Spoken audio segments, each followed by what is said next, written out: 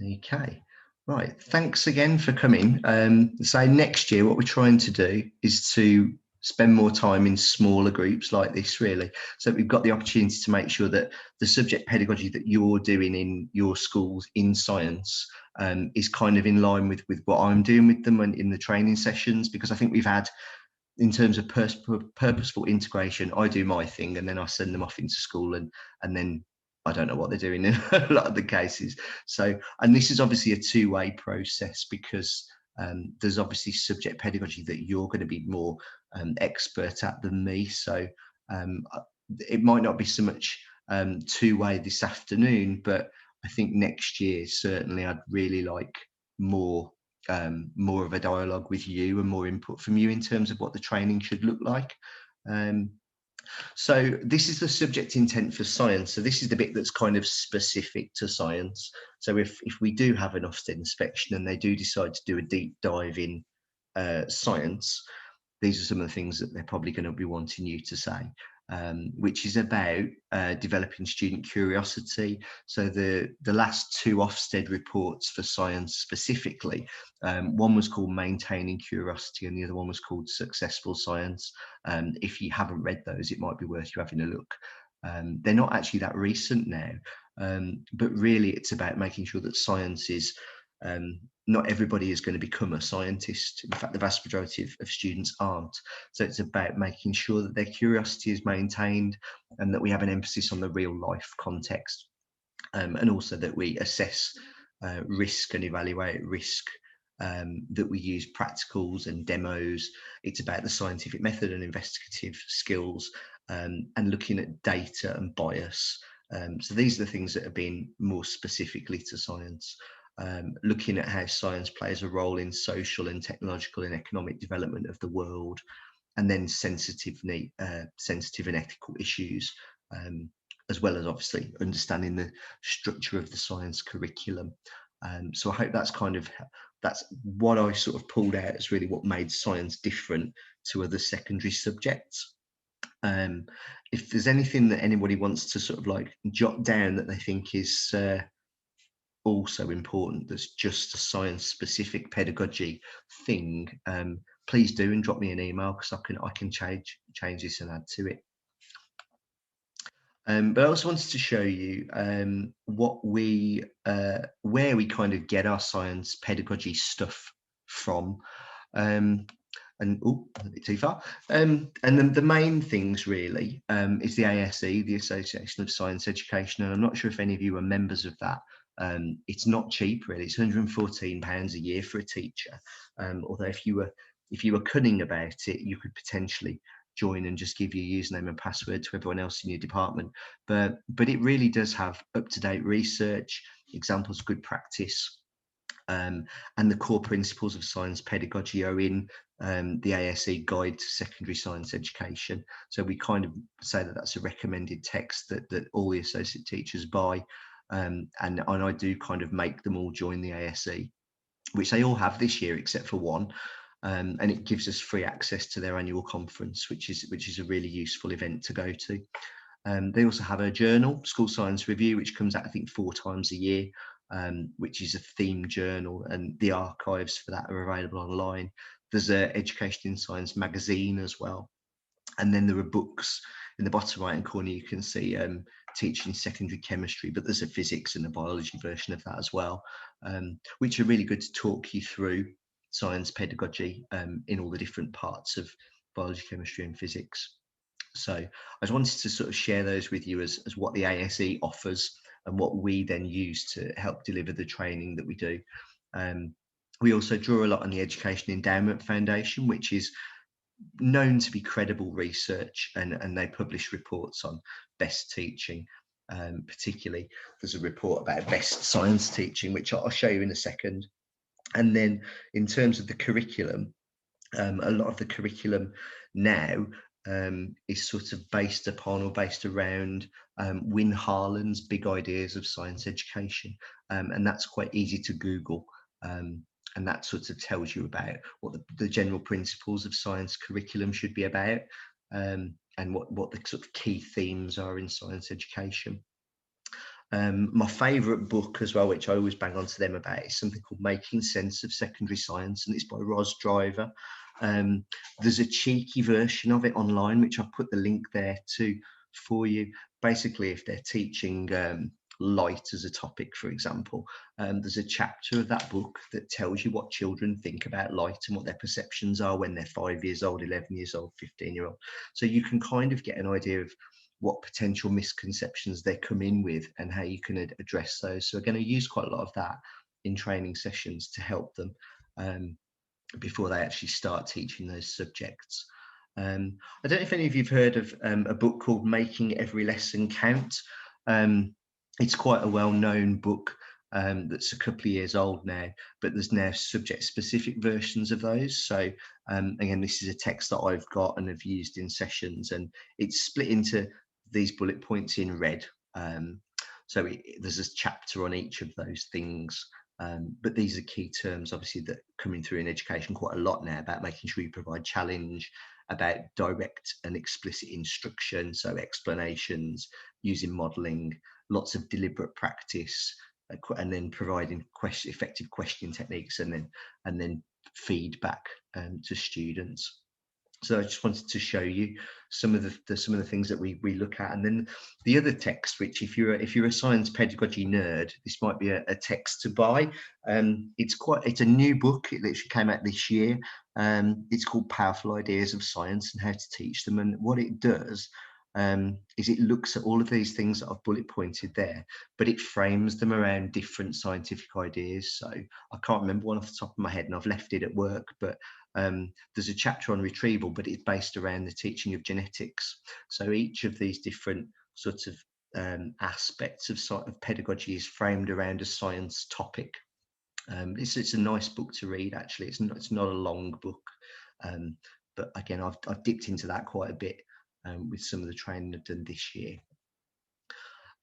Jasper Green, who wrote that book, actually has a blog, has a website, and it's called thescienceteacher.co.uk. It's not a very exciting title, but again, it's a really good resource which I've directed them to and pulled stuff from to use in training sessions. There's resources on there, there's training, there's people rambling about cognitive science, assessment, and again, if you want to have a look at that for yourself, if you're curious, that's somewhere else that I go to find information. There's another one as well called CogSci-Sci, which is it's cognitive science strategies and cognitive science information, but it's specifically related to science teaching. So if you look at the glossary on that website, there's lots of key terms in that which we should be aware of, which I'm sure we are, which is things like retrieval and interleaving and spaced practice and all those kind of things. But all the ones I've circled in blue at the top, that's just a snapshot of the actual web page, and the titles at the top. Those particular sections I've circled, I've got some good stuff in. So that's CogSci-Sci. Then there's a bloke called Adam Boxer, who is quite vocal on Twitter, and he's got a YouTube channel, and he's known to be, I'm not sure I agree with a lot of some of the things that he says, but he's got a YouTube channel called Boxer Shorts, which is hilarious. And it's a YouTube channel, and it's got talk throughs of different topic areas for GCSE. So it's him sort of like dictating through different subjects and different aspects of GCSE. He's actually a chemist, and he's also got a blog which has got a range of stuff on it, and it's called A Chemical Orthodoxy. Again, I've put the link in there for you. So again, I've used some of his stuff as well. And then the last one is one called Bunsen Blue, which I think one of you spoke to me about before. And this one is headed up by the head of science at Michaela School, but he's also on Twitter. This is Pritesh, but it's a blog post, and it's got some nice stuff on it. It's got information about behaviour, assessment, curriculum, ways to write good questions, effective dual coding. There's loads of stuff on there. So again, if you want somewhere to go to dip into, that's another one. I just wanted to kind of like have a minute just to just shut up myself and see if anybody's got anything that they have come across that's particularly good websites or texts at all that I can add to that list. Has anybody got anything that they found that's really sort of modern, up to date science pedagogy?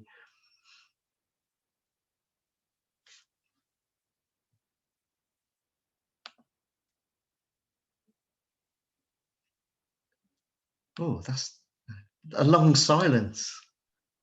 I think I pretty much use the same ones that you said, to be honest. Oh, right, that's good, Lucy. I'm glad about that. Yeah, genuinely, they're my top two as well, I would say. There is another one, but I can't remember the name of it. And it's a lady that I follow on Twitter, and she does like how to teach. Like that's how she frames the titles of her blogs, like how to teach. And then one of them was like surface area to volume ratio and things like that. I'll have to see if I can find it out for you. Yeah, if you would, and then just bung me an email, that'd be really good. Yeah, cause I actually used it myself to teach surface area to volume ratio, and it made a massive difference teaching it that way than the previous way that I used to teach it. So yeah, that's one of the things I really appreciate that, because I think this is one of the problems with, like, when I do the training sessions, sometimes I think, well, I'm just rambling on about what I think is right, and it's good to know that other people are drawing on the same sort of sources, and you know, I know I've just dropped this on you now, but if there's anything else that crops up that you think, oh, I forgot about that, that's a really good source to use, because I think the more that we can collaborate with these bank of resources, and be looking in the same places for things, the better, really. I think, Steve, I got that Bunsen Blue, I think I got from Sam Winderbank, I think. Yeah, she loves him. Yeah, most of our CPD is based on Adam Boxer and Pratesh, to be honest, and Tom Bennett's running the room. There are three main things, really. Yeah, Tom Bennett's running the room is very much generic, isn't it, rather than science? Yeah, it's not science specific. Yeah. And then Al just put in the chat about the NPL. I know we mentioned that the other day, but I can't remember what it stands for. Yeah, it's not so much a pedagogy thing. It's really more they're the people who are good at measuring stuff. So it's standard thing, definitions of keywords to do with measurement it's really good for that. What does it stand for? National Physical Laboratory. That's the one. Yeah, thank you for that. If you speak to Wes Paul, I did give him a list of all the people that I follow on Twitter, as people to kind of look out for. You post good stuff, so Wes has got that list somewhere that I gave him. Yeah, that'd be helpful. We always say to them at the beginning, I always tell them to follow me on Twitter, not because I've got a big head, but because I'm not bothered about how many people follow me, but just as it's a really useful conduit to just retweet on things that happen. But I mean, they don't always do it, but I should force them next year. And then Nicola, thank you. Teach Like a Hero. Yeah, it's this guy that does loads of modelling stuff. So don't get me wrong, he does a lot of stuff that you pay for on TES, but he does loads of videos on how to set up modelling for, you know, diffusion in alveoli, and he really goes to town with paper craft. But it's nice to see modelling in a different way, and he got some really good ideas. Is it so? It's science specific? Yeah. And like I say, he's got loads of knowledge organisers and stuff on there as well that you can buy, but his videos and the demos that he does, you can easily use that in your classroom without having to pay for anything. Oh, right. Fantastic. Really, really good. Brilliant. Thank you for that, folks. That's really helpful. Again, I think as time goes on, please feel free to kind of like use me as a conduit in terms of send me stuff, and then I'll send it out to all of you. I think if we can, we'll probably stick with an email format at the moment, but we might move to maybe having a team on Teams in the future if it's something that might be helpful to you. But I'm trying to get a lot more collaborative learning going on, really, and I'm trying to get the associate teachers to share a lot of these resources that they're finding with each other as well. So, okay, we'll move on to the last bit, which is about the Education Endowment Foundation's guidance report about how to improve secondary science teaching. So it's based on quite a bit of evidence, so it's quite a credible document, there's a summary bit to it, which comes in a poster, and then there's the full report, which is quite monstrous, but again, if you're keen, worth a read. And then there's some additional tools and resources that support it as well. And I've put the screenshot of the poster on the screen for you, because again, the very beginning of the course, we looked at this and tried to make sure they knew that these were the things that people were saying about what effective science lessons at secondary looks like. And I won't go through it all in detail, but essentially it's looking at building on preconceptions that students have, so understanding preconceptions and misconceptions, getting students to become self-regulatory models we've talked about, cognitive science strategies in terms of managing cognitive load, but also, you know, using retrieval and all those cognitive science strategies. Practical work very much comes in as an emphasis as well, and so does language development and literacy in terms of scientific literacy and scientific vocabulary, but then also effective feedback. So each of these 7 sort of key things, there's a lot more amplification of these online if you want to have a look. If you particularly, I don't know, have got an associate teacher that is not very good at using as giving effective feedback, then you might be able to sort of support them with some of the information on number 7, on the extra bits that are involved in the detail of that. But so it's kind of the up-to-date thing at the moment, really, in terms of what's out there that's research led. Some of the extra resources that I talked about that they do as well, they're connected to BEST, which is Best Evidence Science Teaching, and this is one of their resources that I just wanted to share with you. And I'm not sure whether it's necessarily suitable for everything, but it's just an example of something called a radar framework, where they split it into research and anticipate.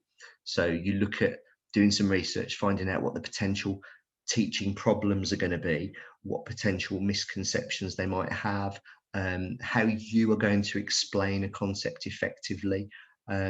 So the language that you use first, then you look at diagnosing what students understand and then build on their understanding.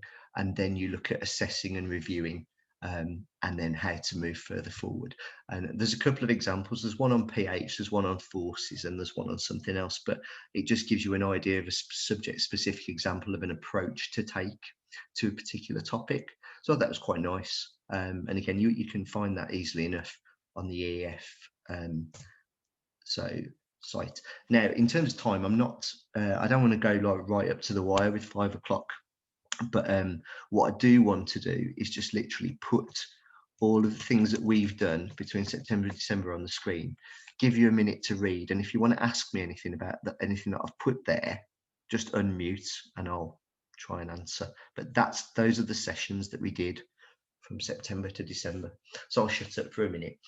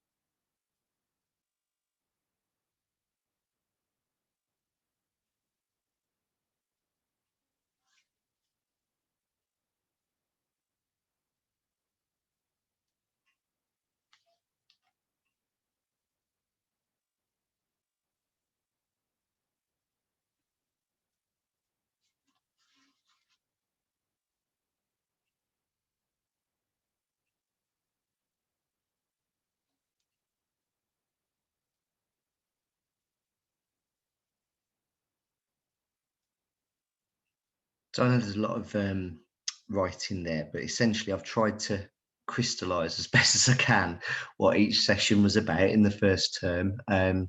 If you want to go and look at any of those PowerPoints, extra reading, all those things, hopefully you know where that is. So on the Learning Coach page, there's a coloured set of boxes, and if you click on science, that takes you to a big grid, and you click on the title of the session, and that'll take you to a page where everything is. But yeah, I think next year, we were supposed to do it this year, but it was just too much to cope with everything else. We're going to try and send you in advance a synopsis of what's happening in the session. So a bit like this, but maybe with a little bit more detail, so that like the week before or during the week or the week after a particular session, you can really make sure that you know what happened on a Friday afternoon, so that you can build that in to what you're doing with them and what your focus is and your target setting. Does everybody know what SLOP is? Yep. It's shed loads of practice. So You're in shed for. Well, that's the polite version for it. That's what the kids tell me anyway. Yeah, it's shed or something else. And there's a bit of an argument going on at the minute between whether you should be doing loads and loads and loads and loads of practice on something, or whether you should be doing a small amount of practice, being confident that you've mastered it, and then leaving it alone, and then concentrating on spaced practice and coming back to things again and again. And there's lots of people arguing about which is the best approach, but there's a lot of slop out there at the minute in both senses of the word. Is there any other questions about anything that I've put on there? Because I think obviously we've all got different levels of experience, and I mean, don't be afraid to say, even if now or later, if there's something on here you think, oh, I don't know what the hell that is, please don't worry about it. Have a look at the resources, and then if you've got questions, and please do feel free to ask me. But I think it's important that you know what I'm doing with them, which is something that we haven't really done before. This is the second set of sessions that went on, which from January to March. So you want to just have a quick look at that.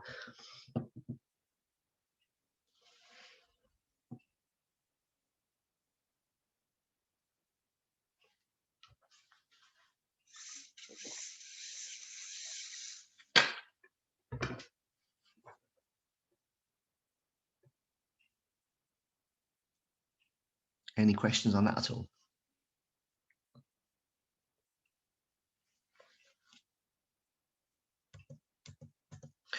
Okay, and what we haven't done yet is we haven't looked, we've got 3 sessions left. So we're going to look at some difficult concepts with heat transfer and practicals to support that. We're going to look at selected required practicals at GCSE, and then a bit more of approach for developing schema, an effective scheme of work writing, medium and long-term planning, that kind of thing. But COVID's messed about with some of the flow and the order of some of these sessions this year. So then, yeah, finally, really, what is there anything that you think that we need to develop further with our science associate teachers specifically? So I'm thinking from this year, and also going forward, is there something more that I could be doing on a specific thing that I'm not? Or is there something that you would like to come and do something and deliver some training on? Because I'm more than happy to step back and let you take the lead with some of our training sessions. Anything at all, feel free to unmute and say. If there isn't anything, then that's fine as well. Paul? Yeah. I worry that they haven't had enough experience with practicals and managing class practicals. Yes, so do I.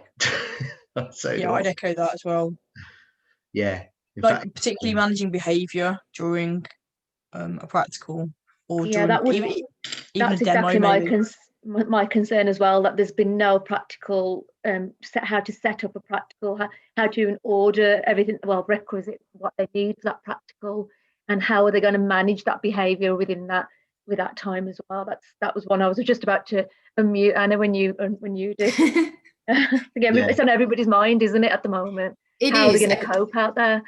And I know one of the things that and you're probably all in the same situation as us at Arthur Terry, but we've not been able to do, hardly any practicals with any of our students. But so we've got concerns about our year 7s and 8s who've never done a practical really, is that we are going to, Paul might not know this yet, Joe might not know this yet, but we are going to have our year 7s off timetable and be able to do a science day based on different labs, which will have different skills that they will, so a Bunsen room and an electrical circuit room and a moving them around and doing a whole pile of different skills.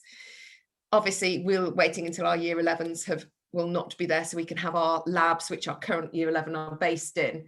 And we'll use as many of the science teachers that we've got, but it might be an opportunity to take in any other associate trainees, associate teachers who might want to come and work with us to support us with, we're planning on doing it with small groups because obviously the kids have not even been in a lab at all. So there'll be smaller groups, there'll be multi-staffed, and I'm currently working on the plans with a tentative go ahead of that for the summer. But well, we can give you 9 free members of staff, can't we? well, only if people are happy for them not to be in their school at that time. If anybody's got any objections, say, but I would think that they probably haven't. No, I'm fine with that. Be a good idea, yeah. Yeah, really good idea. We're likely to be doing it on a Tuesday, mainly because that's when we already have science time with our year 7s, and therefore there's less impact across the school. So it'll be after half term. So Right. Anna, how is that going to work with regards to COVID restrictions? Are you going to group them into their bubbles? So at the moment, obviously all year 7 are in the same bubble. Right. We will have them in half, we'll do it with half the group, half the year group on one side and one day and half the following week. So we might end up having to do it over 2 weeks or whatever. My plan at the moment is to have 15 students maximum in each of the practical rooms, and therefore just to be able to have plenty of staff, not having the students having to move very much, and we'll set up stations. And yeah, logistically there's some fine tuning still to do in terms of thinking about, just even making Rainbow Fizz experiment, which, takes so much practice of adding acid drop by drop by drop to see the different colors and change like that. You can do that. They don't need to move. Flame tests, they don't need to move, provided, with 15, we're hoping that would provide enough supervision that wouldn't need too much. I think even getting them to turn a Bunsen burner on would be a good thing, wouldn't it, at the moment? They've had no experience in anything, have they? I know. For the associates, not just the students. Oh. Yeah. So that's our plan, and obviously I can make that available for anybody else who would like their associate teachers to kind of maybe come and join us, and it would. I definitely think we should do that. I think that's actually a good point though as well about the associate teachers. So I mean, some of them are fresh out of university, and they last saw these practicals when they were being demoed to them by a teacher. So like Wes, for example, was doing alkali metal demo the other day, and he was like, "Oh, this is so exciting because I've never done it before."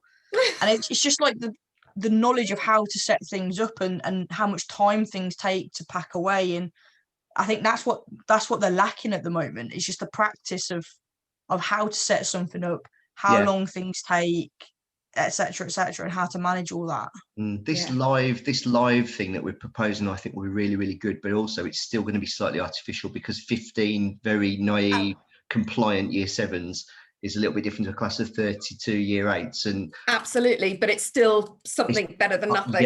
It's massively better than nothing. I think we still, and obviously we've got the support of the ECF to an extent for the next 2 years, and I'm assuming obviously the support of schools for NQTs because they won't have any experience. Neither do our current NQTs as well. No, well, we'll be getting them in as well to kind of provide it as a training opportunity for them as well, because many of them, we've got 3, and they've not done very many practicals in their training last year or currently this year. Yeah. If I go back to the very beginning of the course, just so that you're all aware, although it's probably too long ago to remember now, they did I did a practical demonstration, but I did loads of things wrong on purpose about making copper sulfate, but I didn't tell them how to do it, and I kind of made loads of mistakes with things, and I got them to critique what I did, and then I sent them off to do the practical as if they were children, and then I as a teacher behaved badly on purpose and asked them to spot what I was doing wrong. And then we came up with a list of things to consider when we do practical work. And then we looked at class management strategies for practical. in terms of where you lay out equipment, how you put methods up on the board, timers, being a meerkat and surveying the room, where to stand in the room. So if you want to look at the session on that, it's on engagement. I think it's the second or third session that I did. But again, nothing replaces the real experience. And it's just... I mean, even like knowing how long a Bunsen takes to cool down, like I had to stop Wes doing a practical at one point because he was about to get them to turn Bunsens on with 10 minutes to go, and I was like, it's never going to work. Yeah. They're never going to have time to cool down and pack away, and then the whole break's gone, and it's just little things like that, isn't it, that you take for granted. I know, and you learn by experience. Is one of the biggest problems actually when they're training under normal circumstances, is them starting practical with 15 minutes to go and then wondering why they've run over. So not learning from that. I know. I mean, that's going to be really helpful. I think the last thing in terms of time is that I mentioned about the EEF and about the 7 things in there about improving science education, but I also mentioned best evidence science teaching. I don't know if any of you are familiar with this, but I would strongly recommend that you go on this website. It's basically got loads and loads of really good resources and curriculum development materials, diagnostics, concept sort of questions, a bit like the old concept cartoons, which I've snapshotted for you there. Ways to sort of generate discussion, common misconceptions. I mean, it's extensive, and the quality of the stuff on there is really, really good. It's run through STEM, and I know, Anna, I think you've used some stuff from it recently because Brad. I was going to say, Paul, that we've restructured at EDA. We've restructured our Key Stage 3 curriculum around this website, and we use it. All of our lessons include slides from BEST in their diagnostics. So have we actually restructured everything. Yeah, I think a lot of people have gone along that line. Yeah, that's really good. I think that's really useful to know actually, because I know that in the ATLP we haven't. Because we're doing our own thing, but I certainly think that in terms of quality of development of subjects, pedagogy and science for ATLP schools, I would definitely point in that direction. People who are responsible for Key Stage 3 and stuff like that. So there we go. That's everything that I was going to do. Has anyone got any questions or anything? I hope this has been useful to give you an idea about where we're at, where we're going, what we're doing, what we've been doing. I've just got a quick question about Fridays. So are the Fridays going to be a continuous thing where they're not in school? Or it starts this Friday and it's fortnightly. So they'll be in with us Friday afternoons starting this Friday for every other week. And then the rest of the time they're in. So they can come in the mornings and then be back to Arthur Terry for the afternoons if they've got time to travel. No, because on the Friday mornings they have Zoom PES sessions. Is that every Friday? No, every other Friday as well. Every other Friday as well. Yeah. Okay, so just this week, so it's week 2 at the moment. So every week 2 they miss a Friday, and That's week 1s are in. Yeah, we did it fortnightly because most schools are on a 2-week timetable. Yes. So it made sense to do that. Brilliant. And not everybody is, but most are. So thank you. All right. Okay. Sorry, I've gone 5 minutes over, but I thought it was important that we had this time, and obviously, if we from September would like to do more like this, because I think this has been really useful to reassure me that we're all doing similar things, and hopefully, it's given you some avenues to look at for training, support, and for resources for your own teaching in your own departments. So hopefully, it's been useful. So I'll speak to you. Oh, the other thing I meant to say, which I completely forgot about, is that we're allowed to come and visit you. If your school is happy to let us, but we're just in the process of just sort of finalising that. It won't start until middle of next week, if not later. But hopefully, I will be seeing you in 3D in the next few weeks. So it's not goodbye for the summer. I'll see you soon-ish. Oh, and could you also make sure before I go that you tell them that the most up-to-date teaching timetable, is online on the online platform, so that and I can plan when I come to see you, basically. Cool. All right. Cool. Right. Thank you ever so much, and sign out when you're ready, and I'll speak to you soon. See you soon. Have Thanks, a good Paul. evening. Thanks, Paul. Bye. Bye. See you in a Good night, bit. guys. Bye.